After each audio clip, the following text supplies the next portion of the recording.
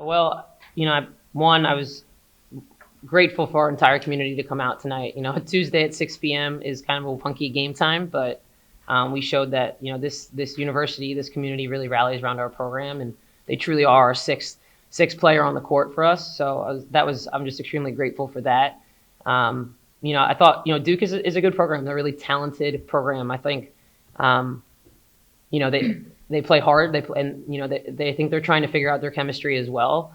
I thought we were really equally matched from a skill perspective tonight, and I just thought they executed down the stretch and we didn't, and that was what really made the difference of the game. Yeah, I think any game, any team that's facing us, I know that's part of our offense. I got to go from the start and finish it all 40 minutes. So I think not just this game, but every game, I'm going into the game ready to, I'm the best player on the floor. I got to dominate. That's my mindset.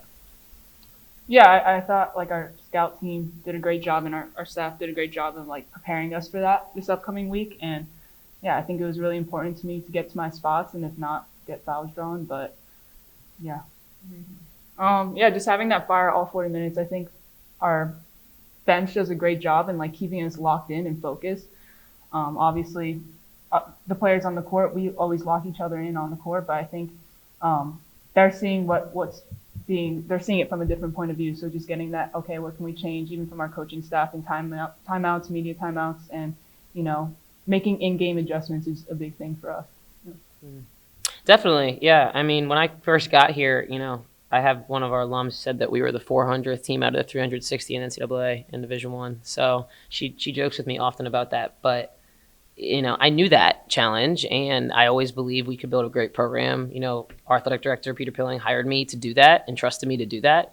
And I have a phenomenal staff of people that have helped me build and recruit and get the right people, high character people that are in line with our mission. We should have won that game. I do think that. I really believe that. Now, I think Duke is a hell of a team. So no discredit to them at all. But I'd be crazy to think with the team that I have, we wouldn't win that game, right? That's just the competitor in me.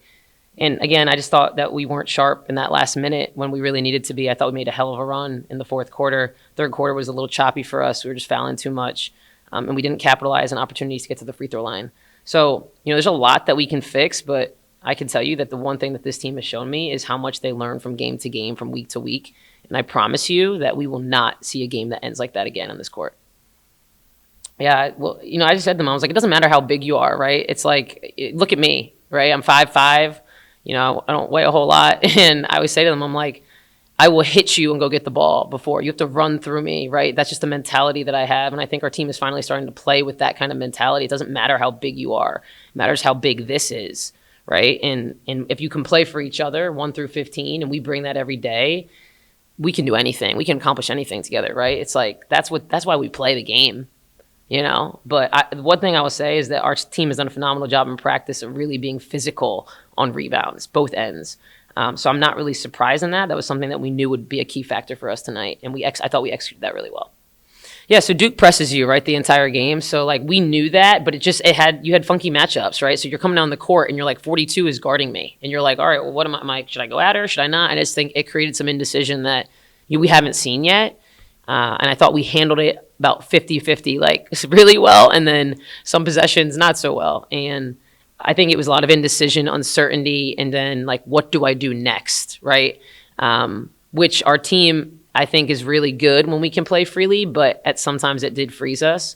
And half of those turnovers were unforced. That was the thing that was really hard for us to stomach. Thankfully, they weren't all live ball turnovers, but it did put us in a pickle because that team really capitalizes when you make mistakes. Mm-hmm.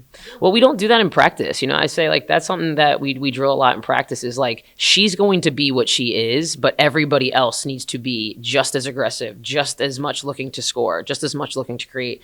I thought a perfect example of that, Kitty Henderson, is I've been challenging her to be a scoring guard since last season, right? And, you're looking at her numbers. She's averaging double figures right now. She's being a threat. She's looking to shoot. I thought she shot great tonight. She took great shots, shot over 50%. It's just now everybody else needs to understand that what their role is in that as well. Celia Collins, Riley Weiss, Fliss Henderson, Perry Page, we got a young group of kids that are just I think it's really hard when you play with such a great player like that sometimes to be I'm just as important. And that's the thing that we keep telling them. And when this kid's the best, I mean, she's absolutely the best, Abbey. It's She's the most selfless person you'll ever meet. She just wants them to figure it out sooner, right? But it will come with time, and they'll figure that out. So I'm not worried about it happening. It's just it is tough to play with a player like that.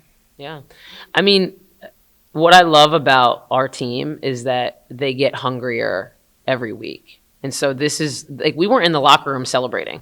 Oh no, like we were in the locker room like, how do we fix this? We should have won that game, right? Like that was the mentality of our players. I didn't even have to say anything to know that's how they felt. So there are no moral victories when we think that, again, we had controllable things that we could fix in that game. And so honestly, now I'm trusting the work that my staff and I put into that to make sure that we can get them there, because that's what our job is, right? Is to make sure they're as prepared as possible and that we keep growing in the right direction. Yeah. Well, we're not going to see 2-6-6 kids again in our conference. I can tell you that. So that's something I don't think we'll see from any team maybe playing at the same time. But outside of that, I do think that when we were, playing short or playing soft and some of their kids, they got to some driving lanes. They obviously, a lot of those paint points in the paint, I thought some of them were like runouts and transition points as well, that they scored layups. I thought our interior defense was solid, but it broke down in some important moments. And those were some big buckets. Those were like, I can count right now 4 buckets that were like backbreaking.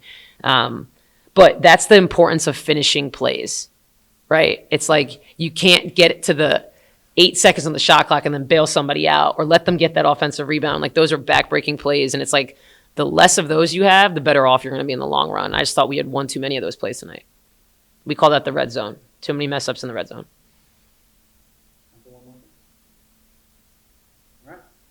Yeah, thank you.